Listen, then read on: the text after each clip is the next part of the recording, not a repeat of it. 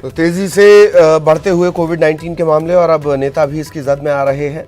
हालांकि नेताओं की जो तस्वीरें आ रही हैं उससे ऐसा लग रहा है कि वो खुद से कोरोना को न्योता दे रहे हों। आ कोरोना मार मुझे, इस तरीके की स्थितियां लगातार आप देख रहे हैं। वो दोनों ही पार्टी के हैं। किसी एक पार्टी विशेष के नेता को देखकर कोरोना अटैक नहीं कर रहा है।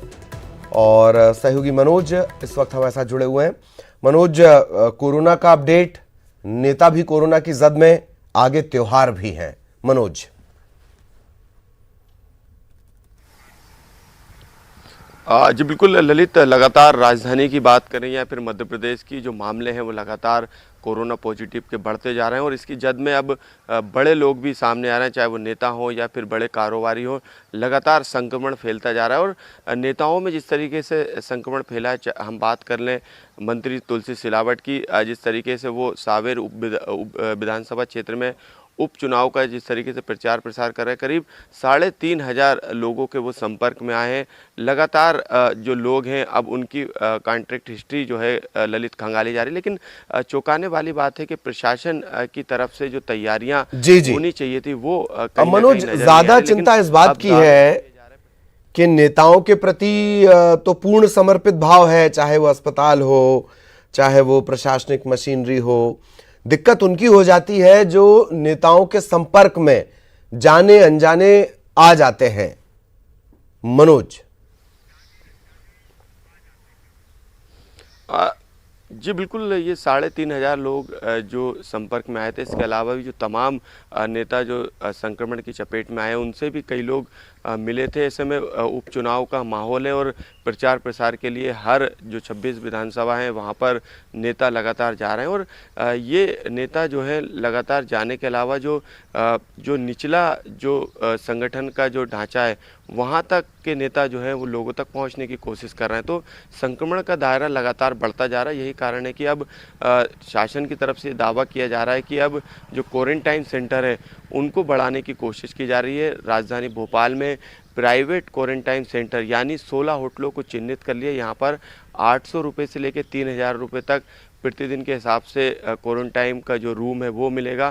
प्रशासन के नियमों को फॉलो होटल प्रबंधन को करना पड़ेगा। लेकिन यदि हम सरकारी क्वारंटाइन सेंटर की बात करें तो लगातार वहाँ से शिकायतें निकल के आ रही। लोगों का कहना है कि वहाँ पर जो प्रशासन की तरफ से व्यवस्था की जा रही है वो ठीक नहीं है। इसके अलावा भी ये दावा किया गया था कल नरोत्तम मिश्रा के द्वारा कि जो बेड हैं वो अभी उपलब्ध हैं हॉस्पिटल्स में। कोविड सेंटर लगातार बढ़ाए जा रहे हैं। तो इससे अंदाज़ा लगाया जा सकता है कि राजधानी भोपाल में 199 केस कल आए थे और आज भी इतने ही केस आने की उम्मीद है, क्योंकि जो सैंपल का जो दायरा है वो लगातार बढ़ता ही जा रहा है। और जो कई बदलाव भी ललित इस कोरोना के चक्कर में किए गए हैं, क्योंकि जिस तरीके से पहले जो कंटेनमेंट एरिया में जो सैम्पलिंग होती थी वो करीब 500 लोगों की होती थी, लेकिन जो मौजूदा दौर में जो सेटअप चेंज किए गए उसमें अब आसपास के 5 घरों की सैंपलिंग होती है। तो जो सैंपल का दायरा है वो लगातार बढ़ा है। लेकिन जिस तरीके से सिस्टम काम कर रहा है उस पर अब ज़रूर सवाल खड़े होने लगे, क्योंकि किसी तरीके का कंट्रोल अब मध्य प्रदेश में नहीं देखा जा रहा है। शासन की तरफ से तमाम दावे ललित किए जा रहे हैं, लेकिन जिस तरीके से लगातार ये आंकड़े सामने निकल के आ रहे हैं ये चौंकाने वाले हैं।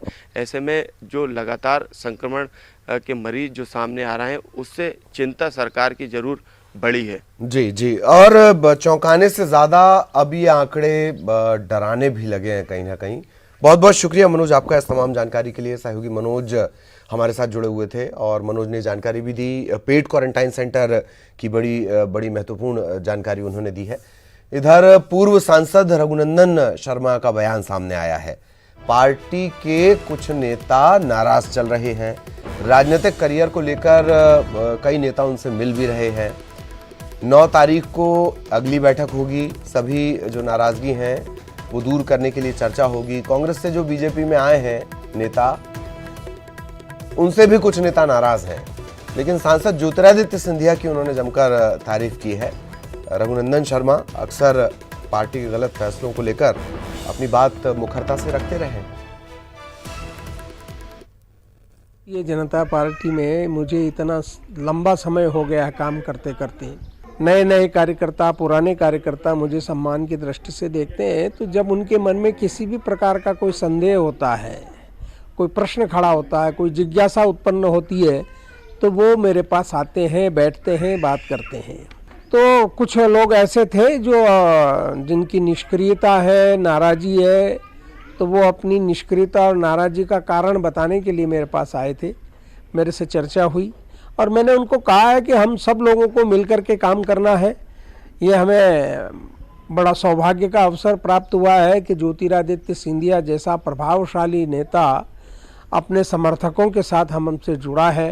हमारे वैचारिक परिवार में वृद्धि हुई है, तो वैचारिक परिवार में वृद्धि होना तो प्रसन्नता का विषय है, इसमें हमें खुश होना चाहिए। और पार्टी मजबूत हुई है, पार्टी में और लोग सम्मिलित हो रहे हैं और यह जो रास्ता खुला है वो वैचारिक आधार पर। कांग्रेस भ्रम फैला रही है। खबर सागर से मंत्री तुलसी सिलावट का सोशल मीडिया पर एक वीडियो वायरल हो रहा है। बीजेपी की पूर्व विधायक पारुल साहू ने निशाना साधा है। सिलावट के वायरल वीडियो को लेकर फेसबुक पर पोस्ट किया गया है कि नई बहुरानी बंटवारा करने पर तुली है। जो कुछ भी हो रहा है वो गलत प्रतीत नहीं हो रही। सिलावट का एक वीडियो दरअसल सोशल मीडिया पर वायरल है। ज्योतिरादित्य सिंधिया को मुख्यमंत्री कहते नजर आए। जबान फिसल गई होगी या अरमान निकल गए होंगे, जो भी हो, उसी वीडियो से जुड़ा हुआ मामला है। और यहां रुकेंगे एक ब्रेक के लिए। खबर जशपुर से लाचार सिस्टम की तस्वीरें फिर सामने आई हैं। एक महिला को खाट पर ढोकर अस्पताल ले जाना पड़ा। खाट पर मशाल के सहारे इसे मेन रोड तक लाया गया। रात के अंधेरे में 4 किलोमीटर लंबा सफर तय किया गया। सड़क और पुल न होने से गांव तक एम्बुलेंस नहीं पहुंच पाती। और ऐसा एक दो दिन की बात नहीं, सालों से गांव में सड़क और पुल की मांग की जा रही है। बगीचा विकासखंड के जबला का ये पूरा मामला है। पानी पिया करता है।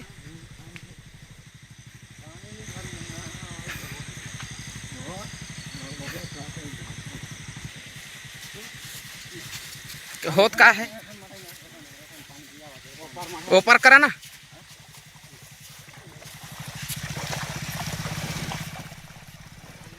तो ये तस्वीरें आप देख रहे हैं 4 किलोमीटर इसी तरीके से अंधेरे में, और एक दो दिन की बात नहीं है, सालों साल से इसी तरह अभिशप्त जीवन ये जी रहे हैं। ये भी इसी भारत का हिस्सा है। एक भारत का हिस्सा सोशल मीडिया पर धूम मचा रहा है कि राफेल आ रहा है, राफेल आ रहा है। आज राफेल आने से लगता है सारी समस्याएं हल हो जाएंगी। इन्हें खाट से हटाकर क्या एक एम्बुलेंस मिल पाएगी, एक आदत सड़क मिल पाएगी, एक पुल मिल पाएगा? ये एक बड़ा सवाल हमेशा से बना हुआ है, एक विरोधाभासी सवाल।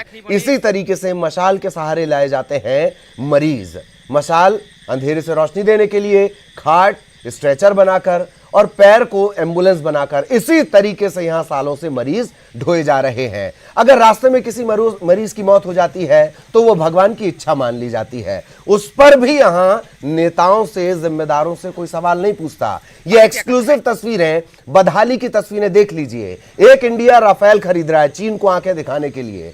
एक उसी भारत की ये तस्वीर है जहां मरीज अभिशप्त है मौत से बचने के लिए, इस तरह का रास्ता अख्तियार करने के लिए।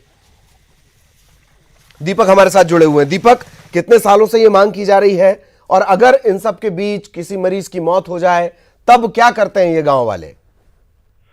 ललित, ये मांगे जो है अब अभी की नहीं है, आजादी के बाद से यहाँ के ग्रामीण आज तक जो है इस सड़क और पुल की मांग कर रहे हैं, लेकिन आज तक ये मांगे पूरी नहीं हो पाई है। और ये मैं आपको बता दूं कि ये जो है तांबा कछार ग्राम पंचायत का जबला गांव है, और ये गांव पूरी तरह से हाथी प्रभावित क्षेत्र है। और रात को जिस तरह से ये ग्रामीण जो है खाट में लाद कर मसाल के सहारे अस्पताल पहुंच रहे थे, इस दौरान अगर कहीं इनका सामना हाथी से हो जाता तो दुर्घटना और भयावह हो सकती थी। बहरहाल जो है ये जो तस्वीरें सामने आई हैं, इसको देखकर अंदाजा लगाया जा सकता है कि जशपुर में प्रशासनिक व्यवस्था किस तरह से काम कर रही है, कि सालों से ये ग्रामीण जो है सड़क की मांग कर रहे हैं, पुल की मांग कर रहे हैं, लेकिन आज तक ये मांगे पूरी नहीं हो पाई है। और मैं आपको बता दूं, अभी जो है 3 दिन पहले एक और मामला सामने आया था, जिसमें फरसाबहार विकासखंड के कापू टोली में भी इसी तरह से 3 किलोमीटर खाट में ढोकर मरीज को अस्पताल लाया गया था। तो जशपुर में विकास के दावे तो बड़े बड़े होते हैं कि जशपुर में विकास हुआ है, लेकिन विकास की जमीनी हकीकत क्या है, ये इन तस्वीरों को देखकर आप अंदाजा लगा सकते हैं। सर जी। वाकई ये इन तस्वीरों को देखकर सहज अंदाजा हो जाता है कि विकास कहाँ है, जबकि रायपुर में विकास पर इतनी चर्चा होती है। ऐसा नहीं कि इस सरकार में होती, पिछली सरकार में भी विकास को लेकर बहुत चर्चा होती थी। दीपक, आपने अधिकारियों से कोई रिएक्शन लेने की कोशिश की, औपचारिक अनौपचारिक? क्या दिक्कत है इस गांव को एक अदद पुल और एक अदद सड़क देने में? इस मामले में हमारी अधिकारियों से तो बात नहीं हो पाई है, क्योंकि अब मैंने अधिकारियों से संपर्क करना चाहा तो उनसे संपर्क नहीं हो पाया। लेकिन गांव के जो जनप्रतिनिधि हैं उनसे हमने बात की तो उनका कहना था कि इस सड़क और पुल की मांग को लेकर वो लगातार मांग कर रहे हैं, लेकिन ना तो अब तक किसी अधिकारी का इस ओर ध्यान जा पाया है, ना ही किसी जनप्रतिनिधि का ध्यान जा पाया है। सरकारें आती हैं, सरकारें चली जाती है, जनप्रतिनिधि आते हैं और चले जाते हैं, लेकिन आज तक ये समस्या जस की तस बनी हुई है, जिसकी वजह से परेशानियों का सामना ग्रामीणों को करना पड़ रहा है।